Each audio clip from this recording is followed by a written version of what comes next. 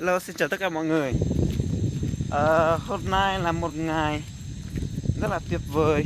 Mình đi làm. Hôm nay mình về nhà mà mình đi làm thì trời rất là mưa. Vừa mới tạnh mưa này. Đây, đường rất là bẩn. Đấy, rất là bẩn. Nhưng mà như người Mông bọn mình ấy thì ở trên này thì đi làm hàng ngày ấy, người ta toàn đi cái đường này thôi. Đấy, phải vất vả đi những đường này. Nhưng mà đối với người Mông bọn tôi thì bình thường. Nhưng mà có thể đi với bạn thì cái chỗ này bạn có thể bị ngã đó. Bạn xem này. Đấy, một con đường rất là tuyệt vời. Con người đi trên con đường này thật là hoành tráng luôn nữa. Bạn chưa bao giờ nhìn thấy những người đi trên đường này thôi. Nếu mà họ đi ấy, họ mặc quần đùi này.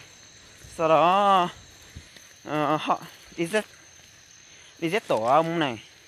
Đấy, mặc áo cộc này, đi trên con đường này, một hình ảnh rất là đẹp luôn.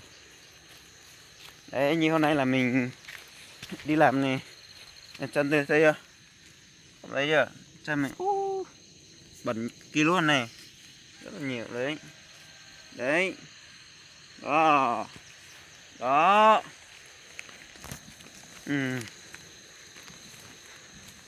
rất là bẩn luôn. Đấy, xe này, cỏ cây hoa lá, đó, rất là tuyệt vời luôn. Như hiện tại bây giờ mình đang đi là trên bản Hồ. Đó là một cái làng thôn Vạn Dền chứ. Cái này thuộc thôn Hoàn Liên. Chỗ này thuộc thôn Hoàn Liên bản Hồ rồi. Wow, rất là lâu mình không được đến đây. Kiểu tại sao họ lại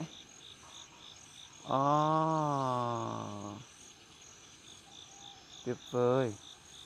Tại sao họ lại làm một cái cục. Ơi, xin giới thiệu các bạn là rất là lâu rồi mình không đến bên ruộng nhà mình. Thì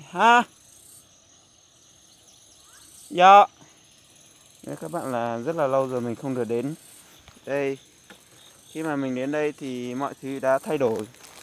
Chắc cũng không phải lâu lắm đâu, nhưng mình gần 1 năm rồi ấy, mình không đến đây. Thì như các bạn thấy thì mọi thứ đã thay đổi. Không như là trước mình ở đây nữa. Trước mình đây là chưa có cột điện đâu. Nhưng mà đây, con đường này, con đường vừa nãy mình về từ trên về, đây là toàn là mái đó, mái làm từ trên về đến đây.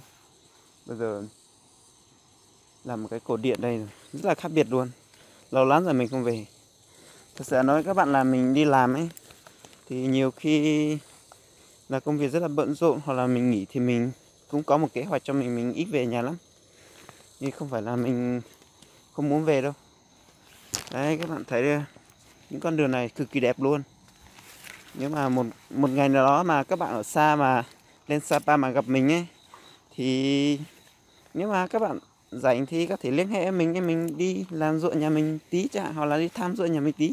Bạn sẽ tận hưởng được cuộc sống và tận hưởng được những cảnh đẹp cực kỳ thú vị luôn. Đấy, hơi mệt một chút thôi, nhưng mà nếu bạn cố gắng được thì bạn khi nào bạn lên Sapa bạn có thể liên hệ với mình. Đó, thằng em mình kia kìa. Dạ chị nè, chị khu đây là